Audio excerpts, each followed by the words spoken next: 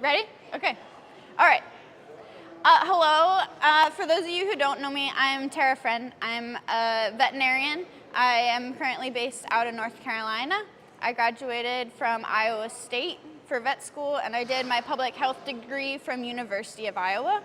I currently work for USDA, so I essentially protect the United States livestock from what I call big, scary foreign animal diseases, which we'll talk about later.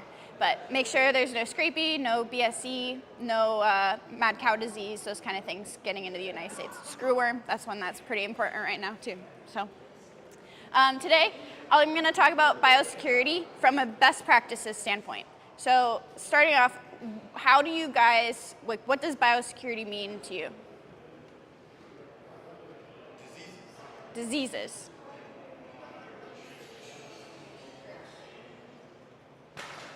No one else?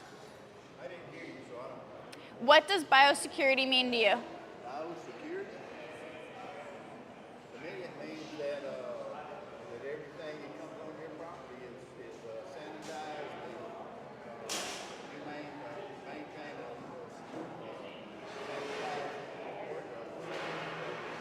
sanitized. Yeah. Keeping everything clean. Everything that comes onto your farm is clean and stays clean. Yeah, that's good. That's good. All right, well, if that's what we got, we're gonna roll with it. Those are some good definitions. It's really the planning and practice of keeping diseases off your farm. We're gonna talk about how diseases get on your farm, how they spread, how to keep diseases from getting in the first place, how to prevent spread inside your farm for things that you already have. And then we're gonna talk about how to prep and resources to prep for the big, scary foreign animal diseases. The goal of biosecurity is to keep your own herd healthy. You want to make sure that they have top production, and to do that, you want to minimize diseases. Anything from the common pneumonia to a long-term chronic thing like CAE. So the diseases we're going to talk about today, we're not going to talk about anything in particular, but I want you to have them in categories for yourself as you go forward planning biosecurity for your own farm. So we have what we call common endemic diseases. Endemic means it's everywhere. It's accepted in the United States and we assume it's there. Those are things like listed here: CL, Gonis, Coccidia, barber pole worm, and Clostridium, ORF. Every farm gets them, and when you get them, you just manage the disease as it comes. You make sure that the animals get through it and that they don't have any more disease to pass on to others. Then we have uncommon endemic diseases. Some of them may be becoming more common. CAE, that's a long-term disease, so sometimes you may have it and you don't even know it. Mites or scabies, it seems to be becoming more common, at least on my veterinary forums. There's more and more producers who are having issues with itchy heels and lots of infections and lost hair and that kind of thing. Abortions are considered endemic. There's abortion storms from various different agents, but all things that you want to have a biosecurity plan in place for, even though it's considered endemic. And then there's other diseases like pneumonia. Everyone gets pneumonia on their farm, but there are ways to reduce the spread. Blue tongue, which is spread by mites and biting flies, which we'll talk about in a little bit here. And then scrapie. As we know, scrapie is getting close to being eradicated, so it's not a super common issue, but there's still steps that we take to make sure that scrapie isn't spreading amongst flocks. Then the big, scary foreign animal diseases no one wants in the United States: foot and mouth, sheep pox, which can look like ORF. I'll show pictures later where you can't tell the difference between sheep pox and ORF. And then Acobane virus, which is a group of viruses that cause deformations later in gestation, and you have malformed babies. So those are the categories we're going to think about, but when you're thinking about these diseases, there's the common endemic, uncommon endemic. Do you even want to test for them on your farm? Is it worth it? I'm not going to go into any of that here today because that's a very individualized question for each farm. That's something that you'll have to talk about with you're a veterinarian, you're gonna have to figure out what's your risk factors. Are you really worried about it? How much is present there? What is your goal for disease eradication? Those kind of things. So as far as testing goes, we can have a conversation about it based on your own goals at your farm. And then I wouldn't be a good public health veterinarian if I didn't talk about zoonotic diseases at least once and how to prevent them. Zoonotic diseases like ORF, sometimes mastitis, which seems pretty rare in meat goat herds, but it's still there. It's possible to get mastitis and have it spread to humans. Sheep pox is also a foreign animal disease, but is zoonotic, similar to ORF.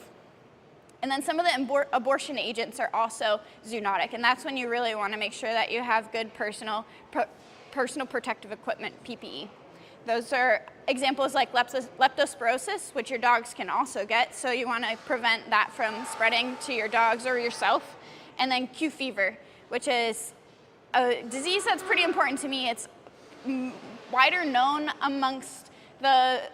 spread amongst humans who interact with small ruminants than we realize. A lot of times it presents like Lyme disease in humans, and you don't even know you have it because human doctors aren't very good at diagnosing it. So with zoonotic diseases out there, to prevent it from getting onto you as a human, what do? You wear gloves, top notch. If you're really worried about something getting aerosolized, which we'll talk about in a minute, such as from a placenta that's spread out and like dropped on the ground and kind of poofs, can aerosolize things. So then you're gonna want mask and eye protection as well to keep any juices from splashing up into your face and getting into your nose or mouth or eyes. Have a change of clothes. If you suspect a zoonotic disease, wear coveralls or change your clothes before you go home so that you make sure you don't take any of those germs into your own house. You can keep your others in your house safe. If you have an older family member who's immunocompromised or you have a young baby, you definitely don't want them to be exposed to these zoonotic pathogens. And if nothing else, wash your hands. Have some Dawn soap at the barn and wash your hands with the hose before you leave. That'll definitely help prevent the spread from you touching your eyes or nose, because people touch their face way more than you realize. Especially this time of year, you get sweaty, so you just wipe off your forehead, and then the sweat runs down into your eyes anyway, and you could get the germs in your eyes and then get a zoonotic disease. So those are my zoonotic disease spiel. I won't talk about anything else human-wise here, so we're gonna talk more about big picture. Yeah, what's up? Yeah, question, what are the symptoms of Q fever in humans? Just ain't doing right. You get a fever sometimes, on and off fever. You get muscle aches and fatigue. It can come and go. All of these symptoms can kind of come and go. I've heard of people who have like such chronic fatigue, they end up with muscle loss and it could be anything. It presents in a lot of ways, but like I said, human doctors are not good at diagnosing it at all. We can talk about that more later if you're interested. Yeah? Yeah? Okay, next up, routes of disease spread. So we talked about that list of diseases earlier, common endemic, uncommon endemic, foreign animal diseases. Each of those spread in different ways. So we have the aerosol spread, which is, think of COVID or the common flu. It spreads in the air. It gets poofed in droplets from speaking, from sneezing, from, like I said earlier, it could be anything that just kind of poofs out into the air and spreads. Examples of this are kind of uncommon. It's a lot of viruses like the flu and COVID, but even at that, aerosol spread of, say, bird flu is really rare. It's usually by direct contact, which is by far the most common form of disease spread. The best example I have for this is coccidia.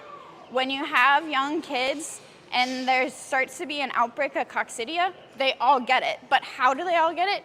By eating each other's feces and spreading around the coccidia amongst all those kids who are sick. The next means of disease spread is fomites. This one is a type of direct contact, but it uses inanimate objects to spread it. It's not going to be nose to nose or fecal to oral. It's going to be on your boots, and then you walk to your neighbor's farm and take a disease from your farm to your neighbor's farm. It could be on truck tires. When you go to a sale barn and you pick up, say, salmonella from the sale barn and you bring it home on your truck tires, drive through your pasture, and then your goats get mastitis from that salmonella. That's just some rare, but it's how it could happen.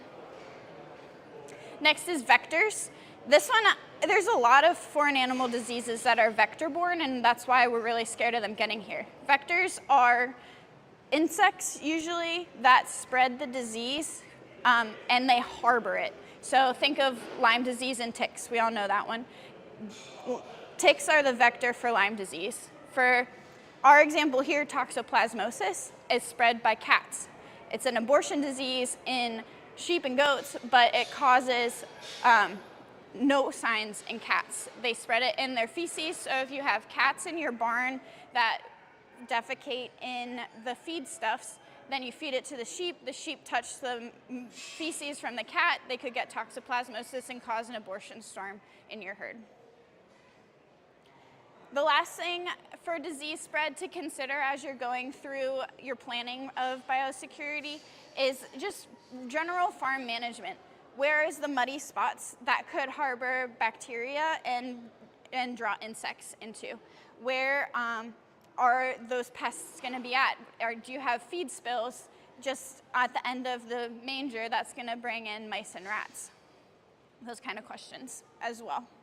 Again, won't cover that a ton here because that's kind of just your general practices, and we're talking more about the biosecurity side of it and keeping diseases out. So,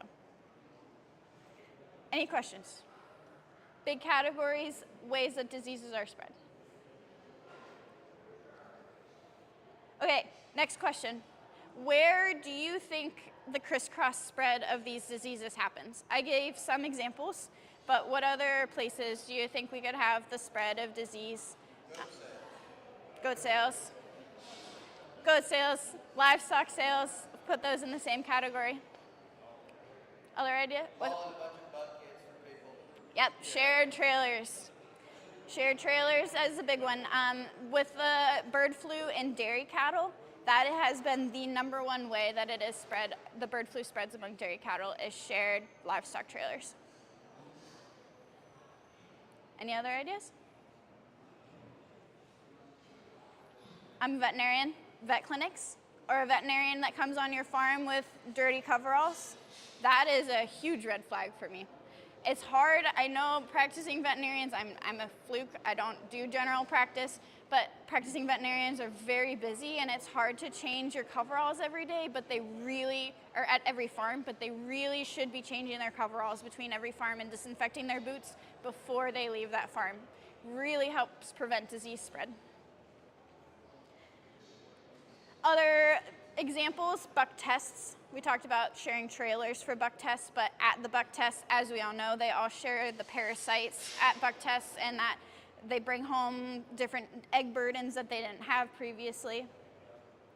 Livestock markets, slaughterhouse, vet clinic, and I have feed store on here, as I talked about with the fomites on your boots. So it's really unlikely, but it's definitely in the best practice category to change your boots before you go to the feed store so that you don't track your own germs to the feed store that could potentially get picked up by a neighbor who takes them off to their feed store, or back to their farm from the feed store.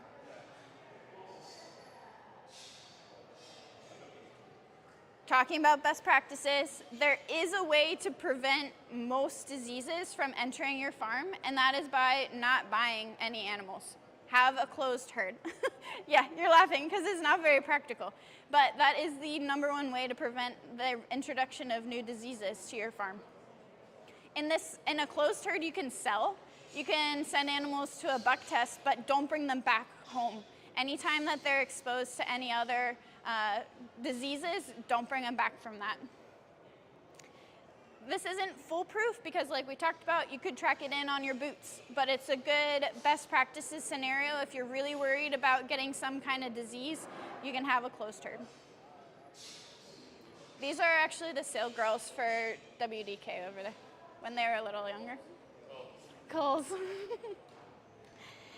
Okay, different routes of disease introduction that we want to plan for when we're considering biosecurity practices.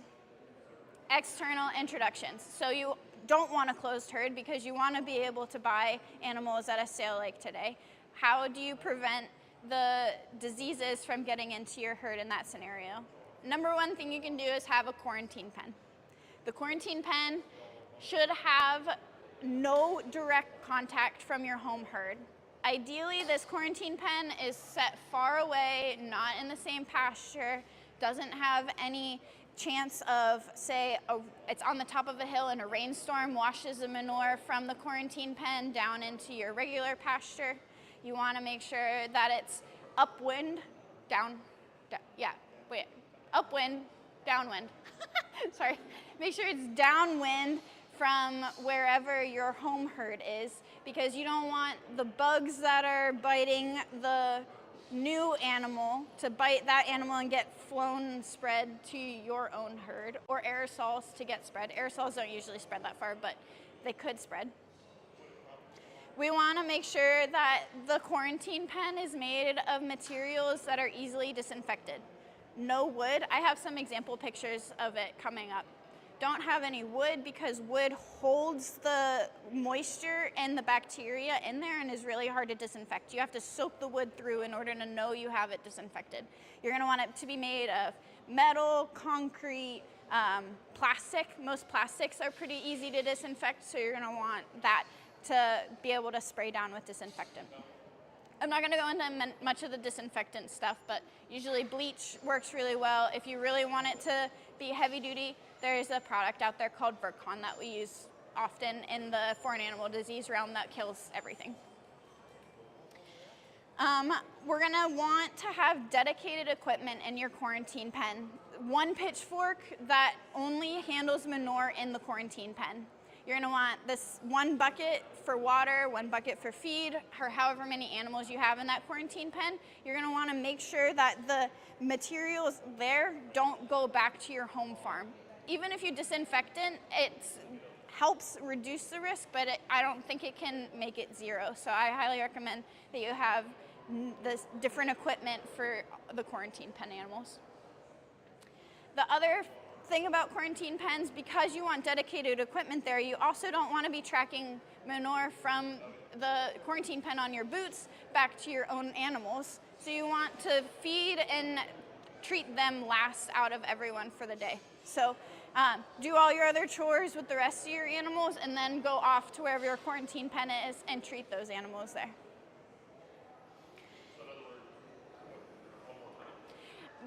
Make sure you treat and feed the animals in the quarantine pen last out of the day so that you're not crisscrossing the dirty quarantine pen manure to your own animals.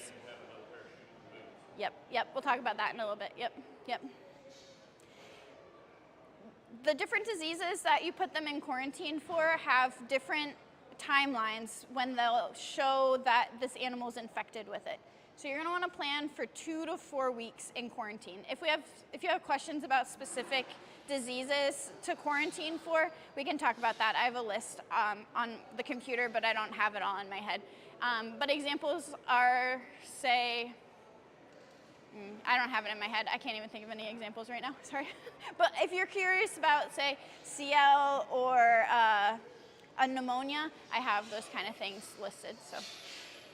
But most of the diseases will show up in 2 to 3 weeks, but you're going to want to plan for 4 weeks in quarantine so that you can make sure if they get sick while in quarantine, you can still manage them in that space and not have to move them out of the quarantine space and in with your herd and then risk getting putting a sick animal into your herd. That's the whole idea of quarantine. So make sure there's enough feed and water for them for that much time in quarantine. You're going to want to keep record of where all your internal or external introductions have come from. Most of the time you guys that are in the seed stock world know exactly where your animals came from, but when push comes to shove, if you have a foreign animal disease and me as a big scary regulatory vet comes onto your farm and says, where did you get this animal, and this animal, and exactly what dates. You're gonna wanna have it written down so that you don't have to stressed out pull that from your brain. Write it down, have record of it, and then keep track of the health records of those animals that you bring onto your farm as well. That way when questions come up, then you can have easy answers right there in a book. This one is a good recommendation, but maybe want to talk with your vet about it. Treat for worms and pneumonia before you move your animals. The times when they're most likely to get sick or shed diseases is when they're stressed out.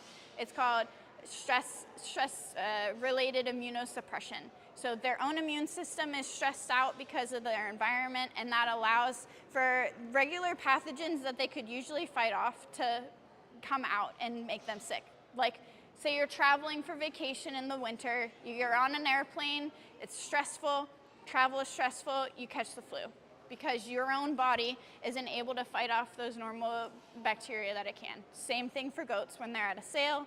You want to help out whoever buys your animals by potentially treating them before you move them. Okay, maps. As a big scary foreign animal disease person, I love maps. It's kind of hard to see with the light coming in behind here. This is an aerial view of one of my friend's farms.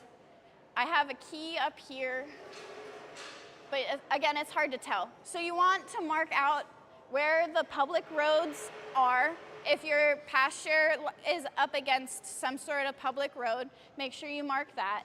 And then outline where your pastures are at. So there's 2 pastures here and an alleyway in between. So make sure you mark that. It's not a public road, so you don't have to mark it. And then you're gonna want to highlight where certain locations are on the property. So this is a house, and then this is the main barn here, where the animals are usually fed at. So, the thing I want to highlight on the map right now while you're planning is where is the quarantine barn. So at my friend's house, the quarantine pen is currently here at the main barn. But like we talked about, we want it to be far away from the main herd and have no contact with the main herd. So I'd recommend that they put it over here where there are no other animals and there's not commonly animals in this pasture here. Other considerations that you can put on a map or when you're looking at an aerial view of your farm is where do you want to put your sick pen? Where are your high traffic areas? Which gate do you get into? Which fence lines are shared? So this fence line here on the bottom is shared directly with neighbors' animals. That's an important consideration when you're thinking about how diseases are spread. Any questions? I'll show more maps in a little bit. Oh, here's a simpler one. So this is just a pasture behind a house. So you got a pasture here, and then another recommended quarantine location would be outside of the pen here, because there's no good way to keep them separate in the pasture.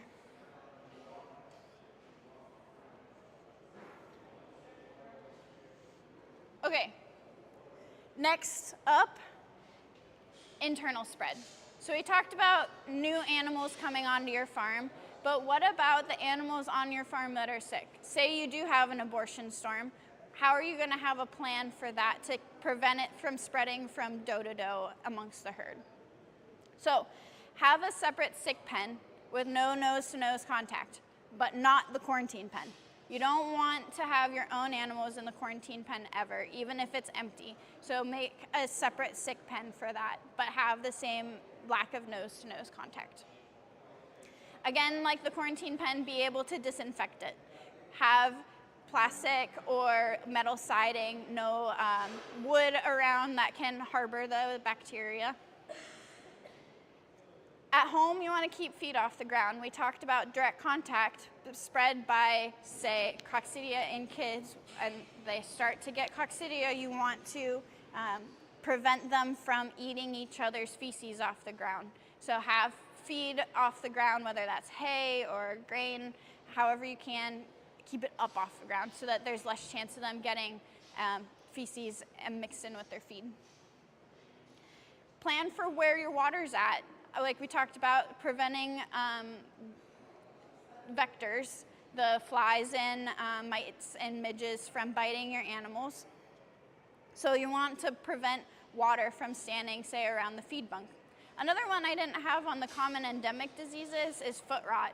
I haven't heard about it much amongst the folks here in the Kiko world, but I know it's definitely a problem for a lot of sheep and goat producers out there. So by making a plan to have a dry water trough area, that'll help prevent the risk of getting foot rot as well. Okay, I briefly mentioned during kidding season, what are you going to do if you have an abortion storm? So you may want to have a plan for more than one sick pen. So if you have a doe that aborts, she's, say, a third parity doe, so she's already had 3 sets of kids. She aborts a kid, and then this other young doe, who's her first timer, comes over and sniffs that aborted kid before anyone knows to clean it up. That yearling doe can then catch whatever that older doe had and then abort. So you want to have a way, once an abortion storm starts like that, to quarantine those animals that are at risk so that you can manage them and make sure that they're not going to get sick as well.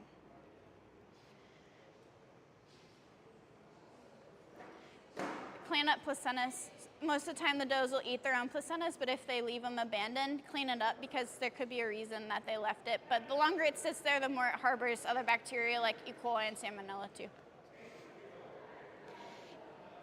Internal spread prevention, make sure your deads pile is not anywhere near the rest of your animals. Again, E. coli and salmonella are definitely the most common in a dead animal, but there's other pathogens. If you don't know why she died, you don't want that anywhere near your animals. Say Clostridium. It could have been a nasty Clostridium diarrhea she had, and you don't want any of those juices oozing out anywhere near your herd. So have your deads pile situated far away. Here's some quarantine pen pictures. The light is really bad back there. Sorry, guys. This is a plastic panel over a gate, and then there's small gaps in the gate on either side here and no gap at the bottom. So he can look up over, but no one else can jump up on this front panel because it's slick. So there will be no nose-to-nose contact even if he can look up over. And then it's plastic, so you can disinfect it. It's over a metal gate, you can disinfect the metal gate. You could also use rubber mats to kind of close in a gate. If you don't have like a plastic option, rubber would be fine as well. It's easily disinfected.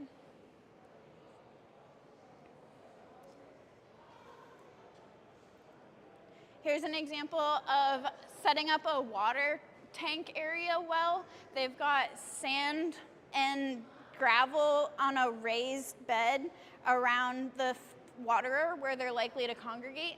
A whole herd can come in here and stand in the dry footing near the water and not spread it anywhere, and then the water can drain out through the sand and not sit around the water trough.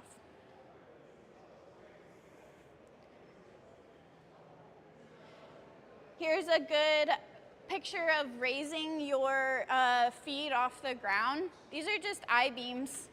So they're metal, they can be disinfected, but they're up off the ground so the does can't eat feces off the ground as well. But even in these raised ones, oh, here's another picture. I like this picture because they put cinder blocks underneath the footing so that even though they're there daily, there'll be no collection of mud and crud around the base of the feed trough. There's nowhere for feed to pile up because it's going to fall to the underside and then it'll get cleaned up by the goats themselves, not into mud to get eaten by the goats. Even in these metal feed troughs, you're going to want to brush it out because they're goats. They jump up on things. They could poop in the feed trough. So if you brush off the old feed that could be walked in by mice, you brush it out because the goats pooped in it, that'll definitely help prevent the spread of diseases. This is a recommended deads pile. This is all just woods around this pasture. So you're able to drive off into the woods far away from where the animals are kept and have a deads pile that's set away. Again, putting it on a map, it may seem like something great for a presentation, but it's nice to have it prepped and ready to go now in what we call peacetime, so that if something crazy happens, you have a plan already in place. Fomites, again, boots, truck tires. I highly recommend that you get some signs like this. Super easy to print offline. Biosecure area, no visitors. You never know who's on your property. A lot of people now have cameras for their property, but it's still good to have those signs. That way people know as they approach, don't pet the goats, kind of thing. I recommend having designated boots. Someone mentioned it. It was you guys. Have designated boots, whether for quarantine pen animals, that not necessary, but would be helpful.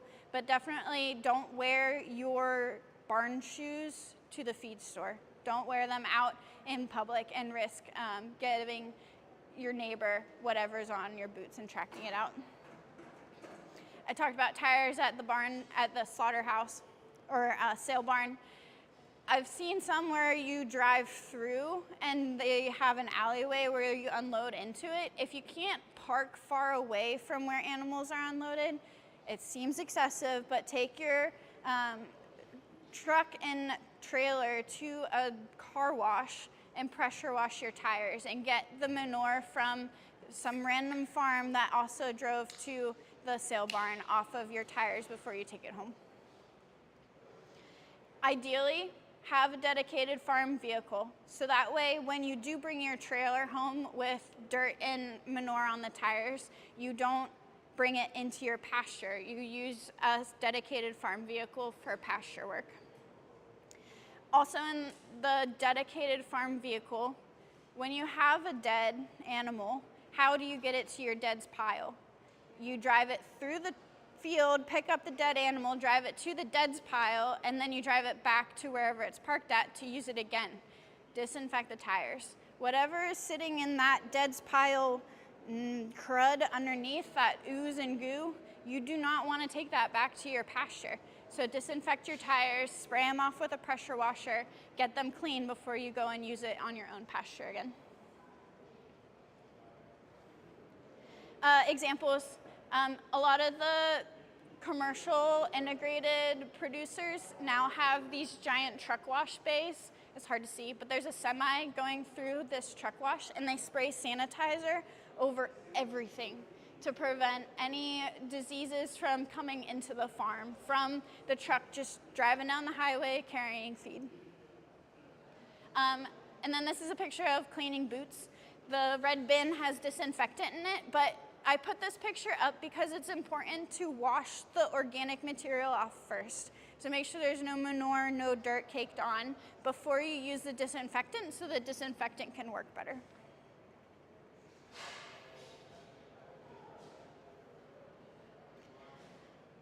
Here's another map. Fomites can also be delivery trucks. So Amazon goes house to house to house.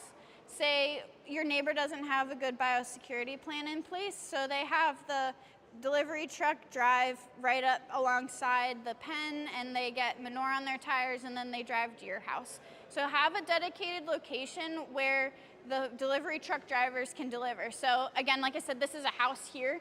Have the delivery folks go to the house. Don't have them go to the barn, even if it's materials for the barn. Say like you order a pallet of feed, have them deliver it to the house and use your farm dedicated equipment to bring it to the barn. This yellow box is parking for visitors. So anyone who's not the farm dedicated equipment should park well away from all of the pasture space, which is again in this red box here.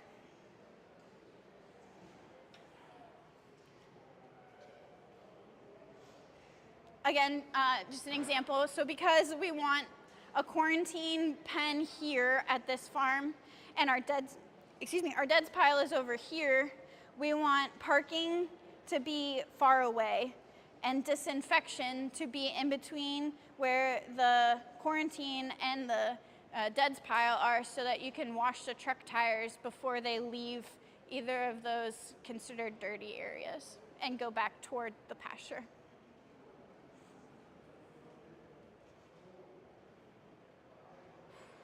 Okay, vectors. We want to prevent the spread of diseases from flies and mice and other live objects to your animals. So don't mix species in the same pasture. I pulled this just from Google. Add chickens to your goat farm. It is a big, huge pain in my butt, because now the chickens are gonna give the goats mites, and then they're gonna get that infection on their heels and cause all kinds of issues that are really hard to deal with. Don't mix animals in the same pasture. Another example is for abortion storms. Don't have cats in the pasture. I know that's really hard to prevent, but if you can keep cats out, then you can prevent a toxoplasmosis abortion storm. Don't have cattle and pigs in the same pasture. They're more likely to attract flies. It's pretty rare to see flies around meat goats, so make sure that you don't bring in animals that do attract flies, like cattle or horses. Everyone has LGDs, and they're working dogs, but it is really best practices to give them internal and external parasite treatment, because they also harbor various transmittable diseases, like Neospora is a kind of abortion agent in sheep and goats, and that is found in livestock guard dogs. If you give them one of those monthly chewable heart guard or whatever you want to get, that will help treat for the Neospora. It's transmitted through feces. Transmitted through feces. How common is that? Pretty rare, but when it happens, it could be a whole abortion storm. So they just have to eat the grass around where the dog lives. What was it called again? Neospora. It's a technically it's a protozoa, but it's Same thing with the cat. yes. Toxoplasmosis and Neospora are very similar, just cat versus dog. Yep.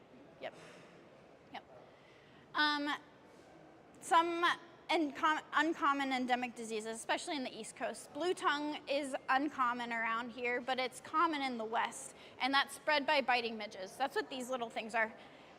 In humans, they're totally just an annoyance. They don't do anything to humans, except they're that like super tiny little thing. When it lands on you, it immediately hurts. Those are the biting midges. So you want to prevent those. They love to spread diseases to small ruminants. So prevent flies and biting midges as best you can. That's like they're common in the fall or any wet summers, so they come kind of in cycles. But they can bring a lot of times like blue tongue and then some of the foreign animal diseases that we worry about. So not really an issue here in the East Coast, but definitely something to think about if you buy stock from all over the country. This is a picture of toxoplasmosis. This is kind of what Neospora looks like. So it's like a little funky, long, oblong shaped protozoa. So it's not like a normal bacteria, but I thought it was a pretty colorful picture. So.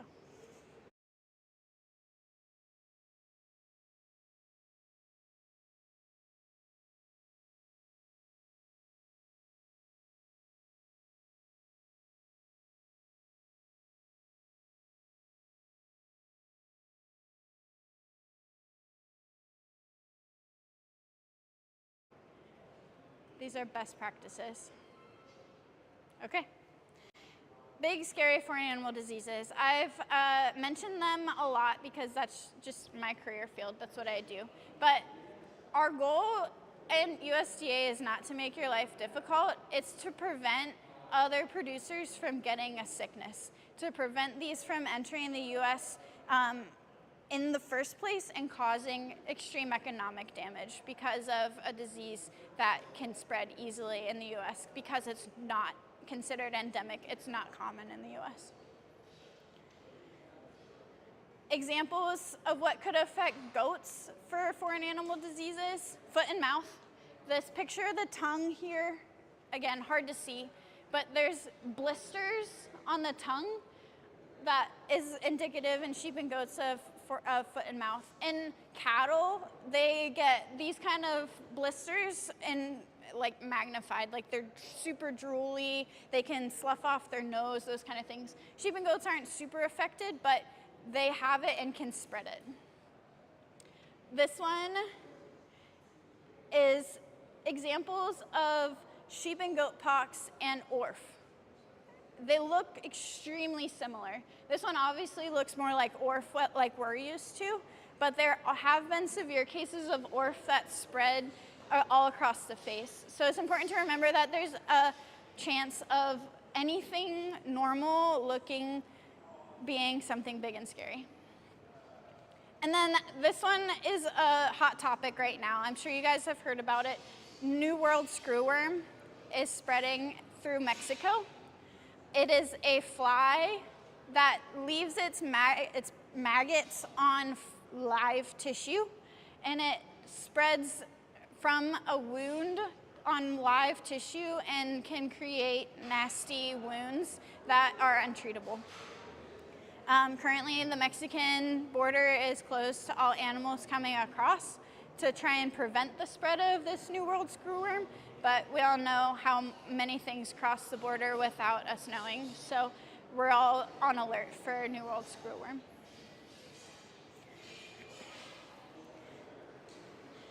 So we're going to talk about what you guys as producers can do if a foreign animal disease comes to your state, to your area. Immediately, there will be quarantine zones set up around that positive farm.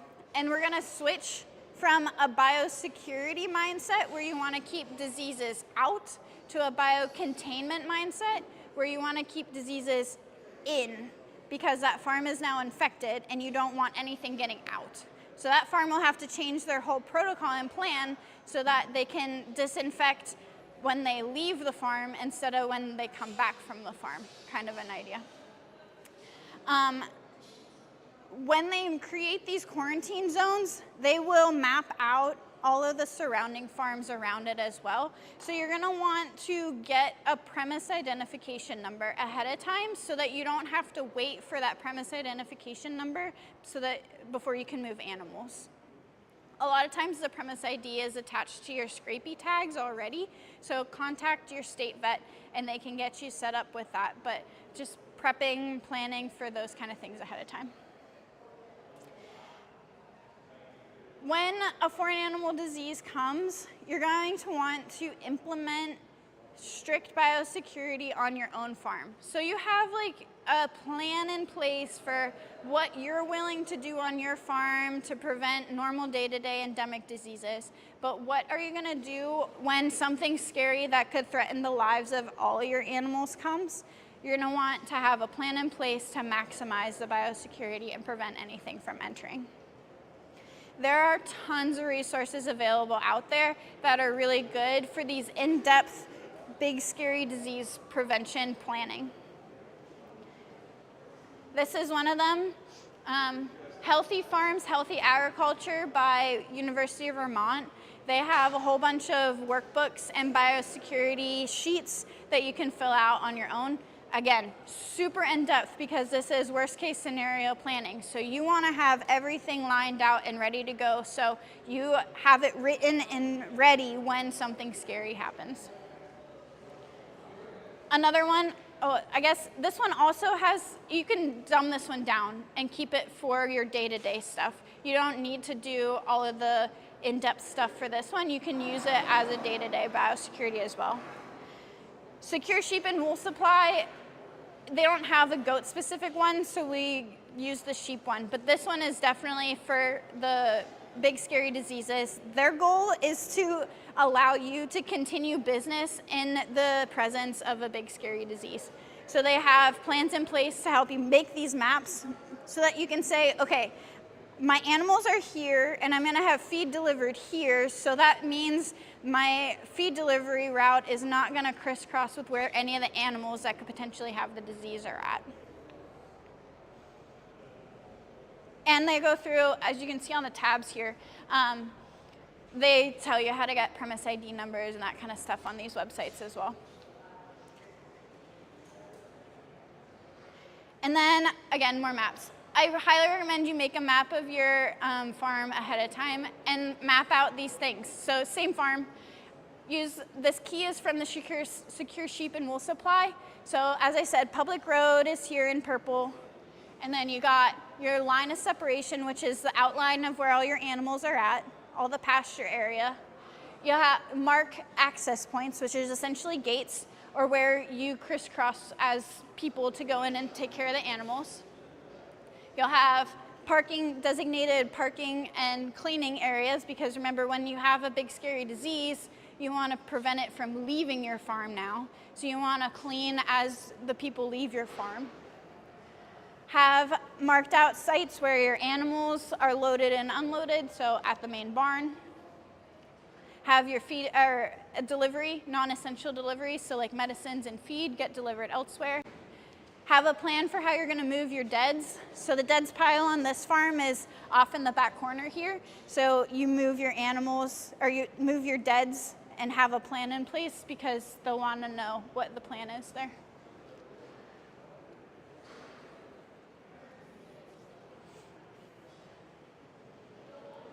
Okay, that's it. Everything I talked about is gold standard. As you go through the process of planning your biosecurity for your own farm, you have to take into consideration what is important to you. What risks are you willing to take? Because it is impossible to implement all of these. I guess it's possible, but it's a lot of work, a lot of extra money, a lot of investment. It may be worth it in the long run if something scary happens, but until then, pick and choose what works for you, add on as you go, and then eventually you get to the point where you're comfortable and feel as though there's no risk of disease spread. And make a plan. Have something written down. It may be good to have it in your head and say, okay, this is what I'm gonna do when this happens. But say something, a natural disaster emergency happens and you have to evacuate, and then you have an emergency response crew come in and try and help out with your animals. It's good to have that documented somewhere so that those emergency response folks can come in and help figure out what's going on your farm. I'm in North Carolina now, so I'm thinking of the flooding and the hurricane that came through. Have a plan so that any random person coming onto your farm to deliver feed knows where the animals are at.